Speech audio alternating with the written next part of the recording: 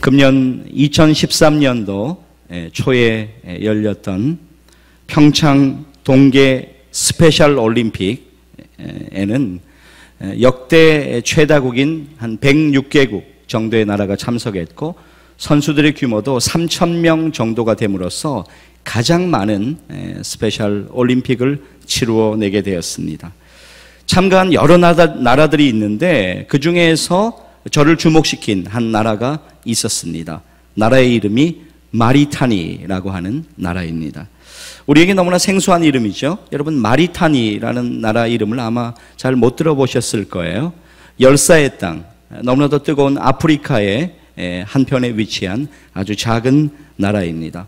선수단 규모가 많지 않기 때문에 당 4명의 선수를 파견을 했는데 그 장애를 가진 선수들의 올림픽이기 때문에 그 4명의 선수들이 금메달 하나 또 은메달 하나를 따는 기염을 토해내면서 많은 사람들의 시선을 주목시켰습니다. 자기의 집 밖조차도 나가기가 너무나 힘든 장애를 가진 그런 아이들이었어요. 그런데 이 아이들이 눈밭 대신에, 아프리카는 눈이 없지 않습니까? 눈밭 대신에 모래 사막에서 나무 스키를 타면서 연습한 결과가 아름답게 맺어진 것입니다. 그보다 더 중요한 것이 있어요. 아무리 설명해도 그들이 이해할 수 없는 눈밭, 또 추운 겨울, 미끄러운 얼음, 그리고 이런 것들, 그리고 그들이 마마라고 부르는 마마의 나라인 한국의 산과 들과 강을 그들이 볼 수 있었다는 것은 그들의 생애 가운데 큰 기적이었다라고 할 수가 있겠습니다. 장애를 가진 선수단을 이제 구성하고 그 아이들을 이제 나오게 하고 그들을 훈련시켜서 동계올림픽에 참석하기까지 인도한 한 사람이 있습니다. 그분의 이름은 바로 권경숙 선교사님이십니다. 저는 최근에 출간된 책 한 권이 있어요. 내 이름은 모리타니 마마라고 하는 책인데요. 책을 읽어 내려가다가 정말로 우리 선교사님이 인생의 절망을 만난 것을 마주할 수가 있었습니다. 권 선교사님의 남편의 직업은 선장이었는데요. 뱃사람으로서 고된 일을 하면서 버는 돈은 교회 운영비에 모조리 들어가는 그런 생활을 하고 있었습니다. 조금이라도 돈을 더 많이 벌기 위해서 조금 위험하다고 하는 배를 타게 되었어요. 스페인 선적이었고 새우잡이를 하는 배를 선장으로서 타게 되었는데 사건은 일어나게 됩니다. 내 이름은 모리타니 마마라고 하는 책의 65페이지에는 이렇게 그녀의 아픔이 기록되어 있습니다. 12월 나는 한국에 잠깐 나왔다. 아랍어 성경도 구입해야 했고 교인들을 위한 크리스마스 선물도 사기 위해서이다. 한국에 도착한 지 닷새 만에 나는 청천벽력 같은 소식을 들었다. 남편이 세상을 떠났다는 소식이었다. 기관장의 실수로 갑판에 쇳덩이가 떨어졌는데 남편이 그 쇳덩이에 맞아 현장에서 즉사했다는 것이다.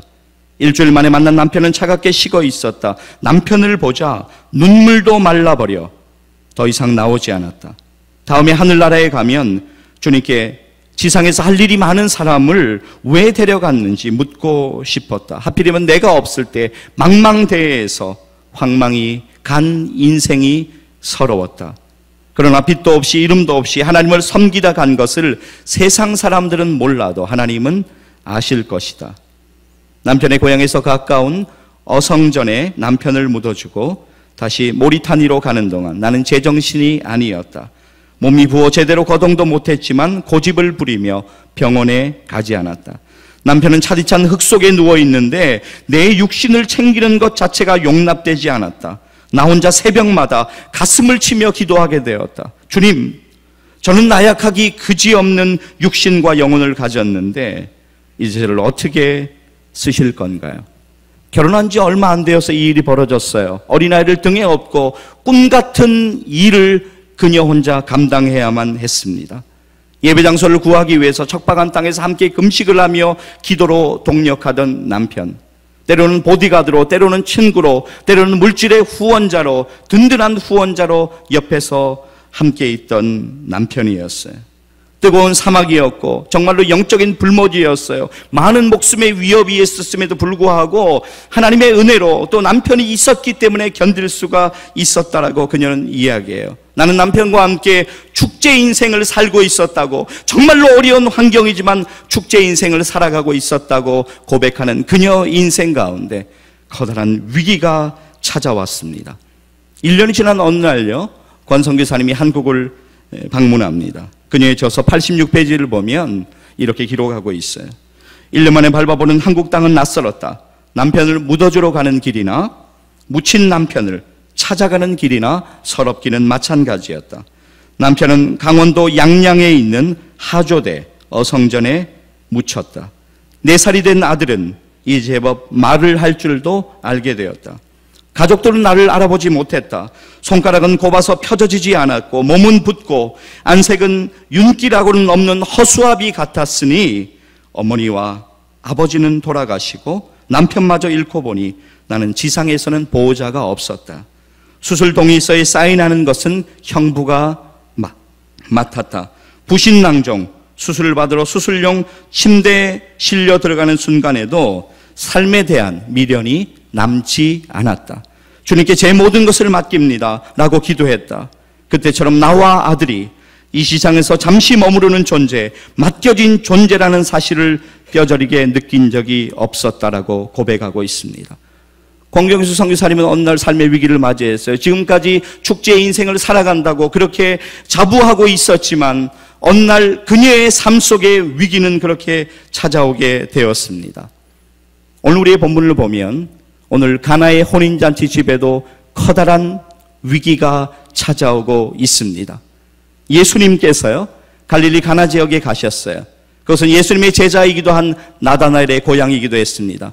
예수님이 자라나신 나사렛에서 약 한 1km 정도가 떨어진 그런 곳이었습니다. 1절과 2절을 보시면 예수님의 어머니 그리고 예수님 그리고 예수님의 제자들이 그 잔치에 지금 초대를 받은 그런 상황입니다. 여러분, 유대인의 결혼식이라고 하는 것은요 참으로 축제예요. 한 일주일 정도 예수님이 살던 시대에는 결혼식의 잔치가 성대하게 이루어지는데 동네에 많은 사람들이 모여요. 그래서 왁작지껄하게 이제 신랑 신부를 축하하면서 잔치를 밤이고 낮이고 이어가고 있는 것이 그들의 전통이라고 하는 것입니다. 그런데 그들은 양고기를 먹기도 하고 또 그들이 마실 수 있는 물이 석회질이 많기 때문에 물이 귀했습니다. 아무튼 간에 포도주라고 하는 것은 그들의 잔치에서 가장 중요한 요소라고 해도 과언이 아닐 정도로 아주 중요한 것이었습니다. 그런데 오늘 3절을 보게 되면 잔치 도중에 포도주가 떨어졌습니다. 포도주가 떨어진지라 라고 성경은 우리에게 증언하고 있어요. 아마도 예상했던 사람들보다 많은 사람들이 온 것 같습니다. 아무튼 지금 큰 문제가 생겼어요. 잔치는 계속 진행되어야 되는데 그들 잔치 가운데 포도주가 떨어진 것입니다.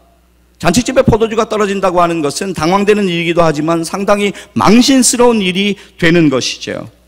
축제에 향연이 벌어지고 있던 그 집에 커다란 위기가 다가왔습니다.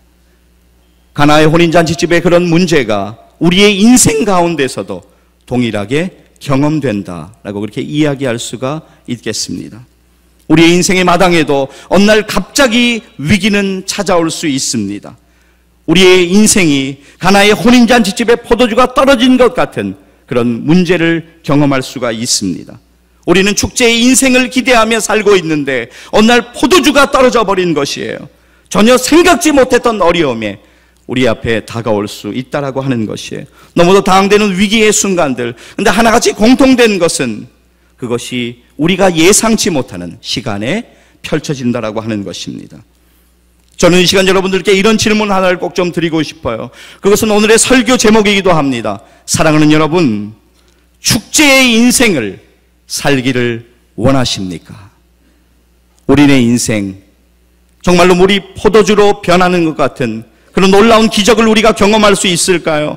하나님의 은혜 가운데서 무너진 여러 것들이 세워지고 또 회복되는 은혜를 우리가 경험할 수 있을까요? 절망과 한숨을 딛고 일어서서 다시 한번 우리의 삶에 축제가 펼쳐질 수 있을까요? 오늘 우리는 우리의 본문을 통해서 우리의 정말 인생의 축제가 회복되기 위해서 오늘 우리의 본문을 통해서 세 가지를 여러분과 함께 나누고 싶습니다. 첫째로, 예수님께 나아가십시오. 예수님께 나아가야지만 우리의 인생의 축제는 시작될 수 있습니다. 성 어거스틴은요, 이런 말을 했어요. 과거는 그분의 긍휼에, 현재는 그분의 사랑에, 미래는 그분의 섭리에 맡기라. 환경을 초월해서 나아가는 것이 바로 믿음이라고 하는 것이에요. 환경을 초월해서 나아가는 것이 너무너무 중요하다라고 하는 것입니다. 여러분, 축제의 인생을 우리가 회복하기 위해서는 정말로 우리가 먼저 우리가 예수님께 우리의 문제를 가지고 나아가야 됩니다. 우리의 인생에 포도주가 떨어진 그 순간에 우리는 예수님께로 나아가야 됩니다. 그리고 그분 앞에 엎드려야 돼요. 그분 앞에 회개해야 돼요. 그분 앞에 나아가는 것, 그분을 우리의 인생 가운데로 초대하는 것이 중요하다라고 하는 것입니다.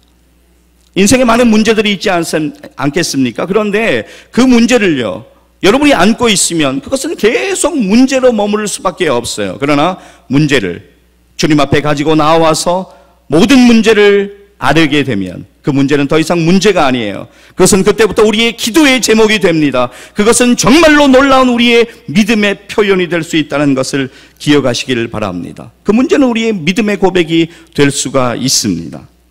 사랑하는 여러분, 환경에 노예되지 마십시오. 그리고 주님께로 나아가시기를 바랍니다. 저는 여러분의 기쁨과 여러분의 행복이 정말로 회복되기를 원하는데 그것은 주님 안에 있기 때문에, 예수 그리스도 안에 있기 때문에 오늘 그분께 나아가면 우리는 회복될 수가 있는 것입니다. 조지 모가 이런 말을 했어요. 참 공감이 되더라고요. 사람은 그가 필요로 하는 것을 찾아서 온 세상을 돌아다니다가 집에 돌아왔어야 그것을 발견한다. 오늘 우리가 주님께 나아가야 돼요. 그래야지만 우리가 회복하고 일어날 수 있습니다. 사랑하는 여러분, 오늘 예수님을 초대하십시오. 그리고 예수님을 영접하시기를 바랍니다. 저는 이 자리에 참석한 우리 모두가 정말 한 사람도 빠짐없이, 여러분의 연세가 어떠하든지 나이가 어떠하든지 그것은 상관없어요. 오늘 이 자리에 함께 하신 분이라면 정말로 한 사람도 예외 없이 여러분의 삶의 마당 가운데 주님을 초대하고 주님께 나아가는 일이 있기를 간절히 소원합니다. 예수님을 만나면요, 가나의 혼인잔치에서 오늘 물이 포도주로 변한 것 같은 놀라운 기적이 경험되었듯이 우리의 인생도 기적을 경험할 수가 있는 것입니다. 불안하고 고통스러운 문제가 있어요. 걱정되는 일들이 있어요. 예수님께 나아가십시오. 십자가에서 물과 피를 흘리시고 저와 여러분의 죄를 위해서 죽으시고 장사한 지 3일 만에 부활하셔서 우리의 영원한 부활의 소망 되신 그분께로 나아가시기를 바랍니다.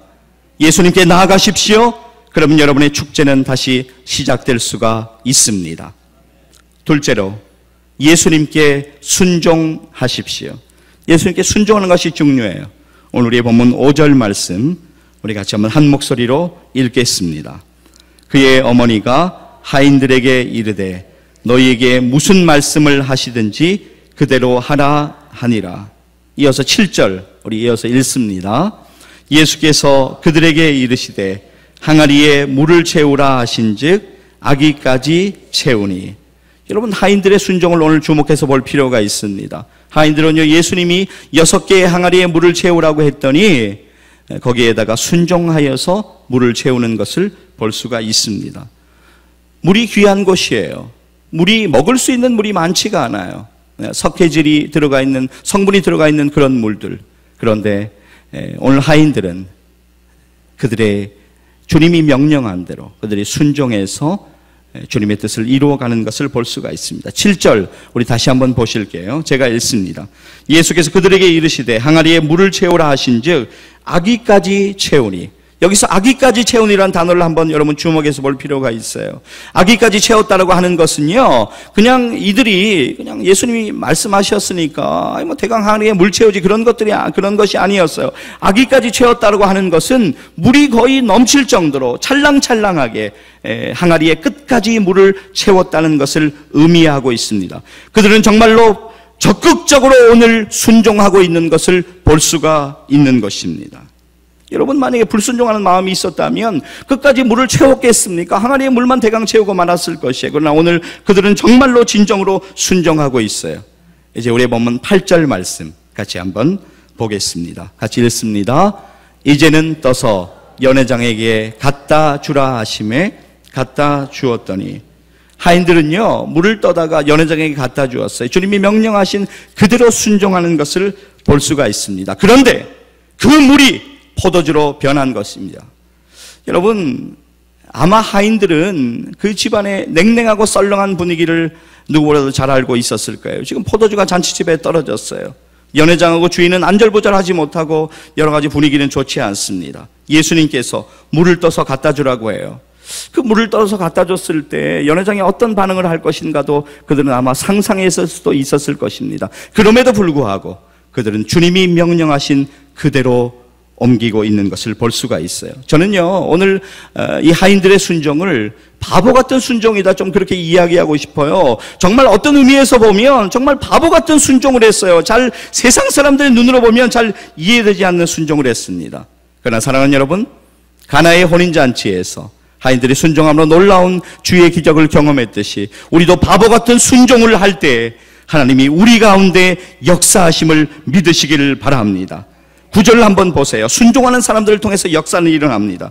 9절 같이 읽습니다. 연회장은 물로 된 포도주를 맛보고도 어디서 났는지 알지 못하되 물도온 하인들은 알더라. 연회장이 신랑을 불러. 자, 여기 한번 보세요. 물도온 하인들은 알더라 라고 성경은 우리에게 분명하게 말씀하고 있습니다. 먼저 주님이 우리에게 복과 은혜를 주시기 전에 우리 인생에도 마찬가지예요. 항아리에 물을 채우라고 우리에게 말씀하십니다. 때로는 이유를 다 말씀하지 않을 때가 있어요. 주님은요 능력의 주님이십니다. 그래서 정말 그런 과정을 거치지도 않고도 우리에게 기적을 허락하실 수 있어요. 우리에게 은혜를 주실 수 있습니다. 그럼에도 불구하고 주님은 우리의 믿음의 성숙을 위해서, 우리가 그분만 바라보게 하시기 위해서, 우리를 단련시키기 위해서 항아리에 물을 채우라고 말씀하실 때가 있습니다. 사랑하는 여러분, 물이 포도주가 된 기적, 그것은 하인들의 순종의 결과였다라고 우리는 이야기할 수가 있겠어요. 오늘 우리의 삶 속에 많은 문제가 일어나죠. 오늘 육신이 아픈 것은 사실 아무것도 아니에요. 여러분, 육신의 병은요 나으면 되는 것이에요. 육신의 병은요 정말 그것 때문에 우리의 인생이 문제가 되는 것은 아니에요. 정말로 우리의 문제가 되는 것은 영적인 아픔이라고 하는 것입니다. 영적인 침체를 경험할 때 우리는 어려움을 경험하게 되는 것이에요. 그런데 성경은 분명히 이야기하고 있어요. 불순종하는 것, 그것이 바로 영적 침체의 원인이 될 수 있다고 하는 것이에요. 베드로전서 2장 8절 말씀 제가 조금만 읽습니다. 그들이 말씀을 순종하지 아니함으로 넘어지니라 라고 성경은 우리에게 분명하게 말씀하고 있습니다. 사랑하는 여러분, 창세기 7장을 보게 되면 노아에게 하나님이 말씀하세요. 노아의 방주를 산에다 지으라고. 말이 되는 이야기입니까? 산에다가 어떻게 배를 짓습니까? 노아는 바보처럼 순종했습니다. 그때 하나님의 은혜 가운데 노아와 노아의 식구들이 구원받는 은혜가 있었던 것을 기억하셨으면 좋겠습니다. 열왕기하 5장을 보면요 나아만 장군이 낫기 위해서 나아갑니다. 그런데 말도 안 되는 이야기를 하고 있어요. 요단강에 가서 7번 씻으며 낫는다고 하는 거예요. 이게 무슨 말입니까? 약을 줘야지, 기도를 해줘야지, 요단강에 가서 몸을 7번 씻으면 낫는다는 것이 말이 됩니까? 그러나 순종했을 때 그의 나병이 나았던 역사를 우리는 잘 알고 있습니다. 여호수아 6장에 보면요 단지 여리고성을 6번 돌라고 말씀하셨어요. 그게 무슨 여리고성이 지금 그 거대한 성이 무너지는 원인이 될 수 있습니까? 그리고 일곱째 날이 되면 양강나팔을 불고 너희들이 힘을 합쳐서 큰 소리로 외치라고 하나님께서 명령하셨어요. 이게 말이 됩니까? 그러나 그들은 바보처럼 순종했어요. 그럴 때 하나님의 놀라운 역사하심 가운데 여리고성이 무너졌던 것을 기억하셨으면 좋겠습니다. 요한복음 21장 보면요 제자들이 밤새 물고기를 잡았는데 물고기를 잡지 못했어요. 물고기 없이 정말 절망에 입사했던 그 밤에 주님이 찾아가셨지 않습니까? 그들에게 말씀하세요. 배 오른편으로 그물을 던지라고 말씀하십니다. 사랑하는 여러분, 어떻게 되었을까요? 성경은 우리에게 분명하게 증언하고 있어요. 물고기를 들 수 없을 만큼 그물이 찼다라고. 무거워서 그물을 들 수 없을 만큼 그물이 찬 것을 증언하고 있지 않습니까? 기억하세요. 순종할 때 기적은 분명하게 경험되는 것을 믿으시기를 바랍니다. 여러분이 순종할 때 축제의 인생은 시작될 수가 있습니다. 셋째로 예수님만 의지하십시오.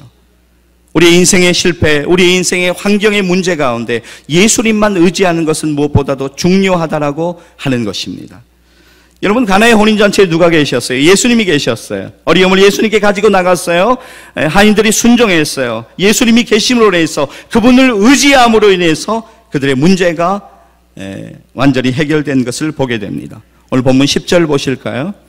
10절 같이 한번 읽습니다. 시작.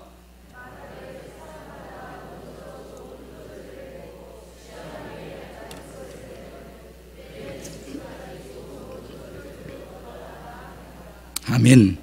우리 본문의 마지막 절인 11절 또 함께 읽겠습니다. 예수께서 이 첫 표적을 갈릴리 가나에서 행하여 그의 영광을 나타내심에 제자들이 그를 믿으니라. 아멘.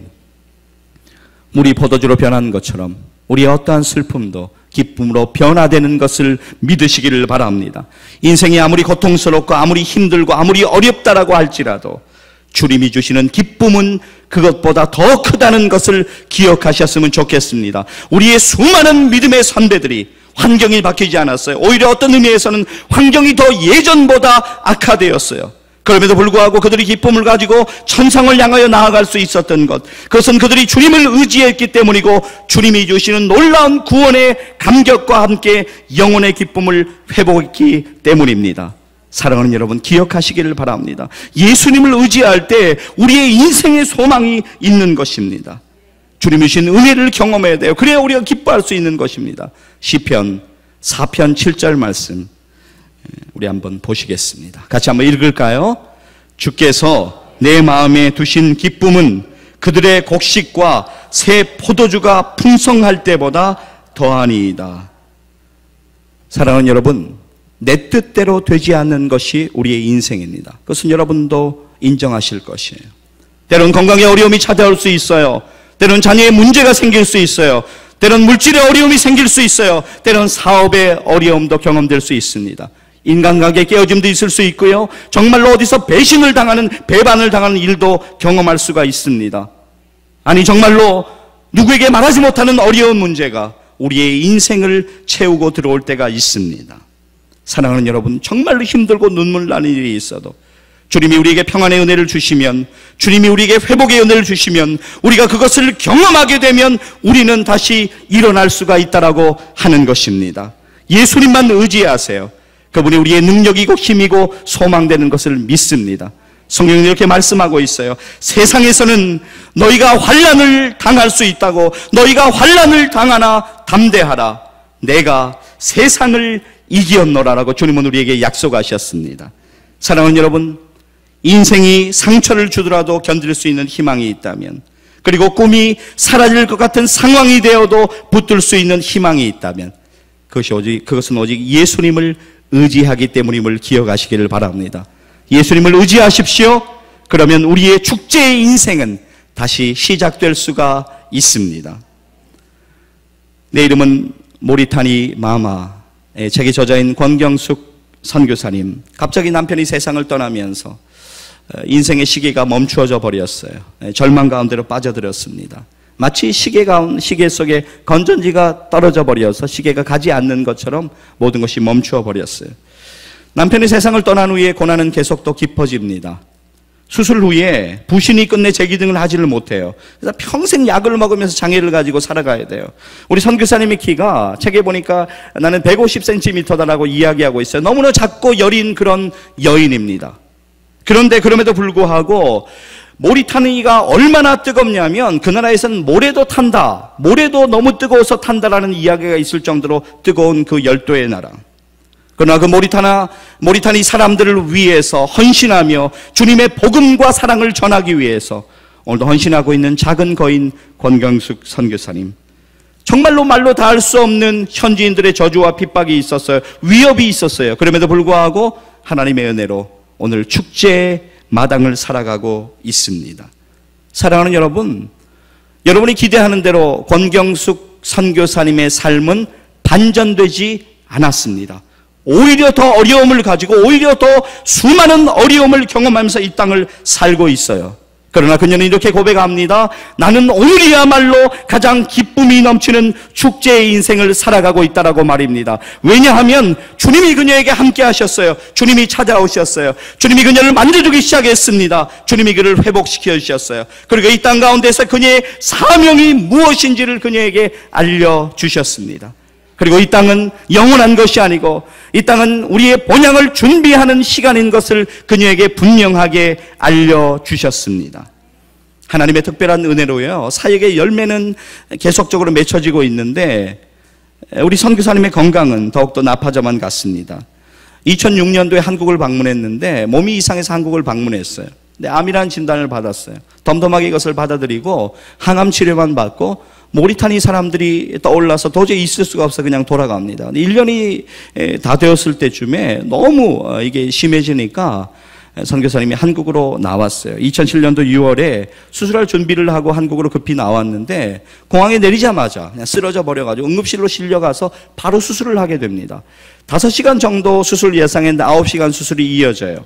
처음에 수술하기 전에 담낭만 떼어내는 줄로 그렇게 생각을 했답니다. 근데 수술이 끝나고 보니까 자궁하고 난소도 다 없어진 거예요.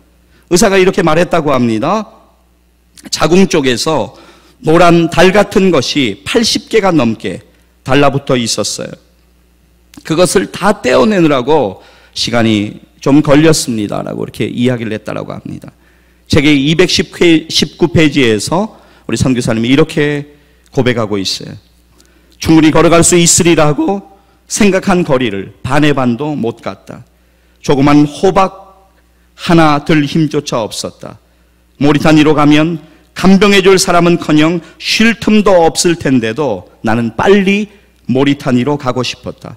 약 봉지조차 들고 갈 힘이 없어서 공항에서 짐으로 붙이면서 하나님께 여쭈었다. 주님, 약봉지도 못 드는 저를 어디에 쓰실 건지요. 만약에 내가 살고 있는 것이 모리타니가 아니라 일반 사회라면 어떻게 되었을까? 힘이 없어서 청소하는 아줌마도 되지 못했을 것이다. 그러나 먹고 입히실 뿐만 아니라 삶의 의미까지 주시는 하나님께 감사를 드린다. 이어서 이렇게 고백하고 있어요. 모리타니의 노을은 여전히 붉었고 노을이 지자 눈부시게 노란 달이 떴다. 그 달을 보자 주님이 이제 쉬고 싶어요란 말이 쑥 들어갔다. 하늘로 가는 문 앞에 2번이나 섰지만 주님은 나를 불러주시지 않았다. 그 덕분에 나는 여전히 사막의 달을 보면서 오늘은 더욱 아름답다라고 탄성을 지르고 있는지도 모른다. 권선교사님이 책에서 이렇게 고백해요. 정말 하나님이 모리타니에 보낸 이후에 너무나 많은 하나님의 은혜를 주셨다. 정말 말로 다 할 수 없는 하나님의 은혜를 날마다 경험하면서 나는 살아가고 있다라고 이야기합니다. 책의 마지막 페이지인 247페이지를 읽어 내려가면서 저는 선교사님의 어떤 그 기쁨을 느낄 수가 있었어요. 정말로 이 선교사님은 소망을 가지고 있구나. 그것이 저에게 전달되었습니다. 예수님으로 인해서 축제의 인생을 살아가고 있는 마리타니 마마 권경수 선교사님. 책의 마지막은 이렇게 끝을 맺고 있습니다. 모리타니의 새벽은 모스크의 소리로 깨어난다. 코란을 외우는 소리가 시끌시끌하다. 곧이어 아잔 소리도 군데군데 섞인다. 그들은 아잔 소리가 땅을 깨운다고 믿는다. 하지만 우리 교회에서는 아잔 소리가 귀에 안 들릴 정도로 찬송을 크게 부른다. 적어도 하나님의 귀에는 아잔 소리가 들리지 않았으면 좋겠다는 마음으로. 언제가 될지 모르지만 내가 모리타니의 나무 그늘 아래에 누워있을 즈음에는 아잔 소리 대신 찬송 소리가 아프리카 대륙의 아침을 깨울 것을 믿는다라는 고백으로 책은 마치고 있습니다. 사랑하는 여러분, 환경이 더 나빠졌어요. 건강이 더 나빠졌어요. 여러 가지 위협들이 있어요. 그럼에도 불구하고 오늘 주님으로 인해서 축제의 인생을 살아가고 있다고 고백하고 있는 권경숙 선교사님. 사랑하는 여러분, 오늘 여러분의 절망은 무엇입니까? 오늘 여러분의 어려움은 과연 무엇입니까? 정말 기도해도 그렇게 기도했는데 변화되지 않는 그 일들 때문에 오늘도 실망하고 있지는 않습니까? 축제의 인생을 내가 살아가는 것 같았는데, 잠깐 살아가는 것 같았는데 시계가 멈추어 버린 듯이 어려움을 경험하고 있습니까? 저는 설교의 서두에서 여러분에게 드렸던 동일한 질문을 이 시간 여러분에게 다시 한번 드리고 싶습니다. 사랑하는 여러분, 축제의 인생을 살기를 원하십니까? 그렇다면 오늘 예수님을 초대하십시오. 예수님께 나아가십시오. 예수님께 순종하십시오. 예수님을 의지하시기를 바랍니다. 그분이 여러분을 만져주시면 여러분의 인생 가운데 그분이 오셔서 역사하시면 물이 포도주로 변한 것 같은 놀라운 기적을 경험하게 될 것을 믿습니다. 영육간의 변화를 우리는 경험하게 될 것입니다. 도저히 무너질 수가 없는 것들이 주님의 은혜 가운데 무너지게 될 것을 믿으시기를 바랍니다. 답이 없다고 하는 일들이 주 안에서 해결되는 역사도 일어나게 될 것입니다. 오늘 여러분의 눈물이 여러분의 간증으로 하나님께 영광 돌리는 일들로 변화되게 될 것입니다. 사랑하는 형제 자매 여러분, 지금까지처럼 그렇게 사시겠습니까? 아니면 오늘 주님을 의지하고 주님을 바라보고 주님께 나아가서 주님과 함께 믿음으로 승리하면서 이 땅에서의 삶을 사시겠습니까? 정말로 축제의 인생을 사시지 않겠습니까? 오늘 여러분의 대답은 과연 무엇입니까? 기도하시겠습니다.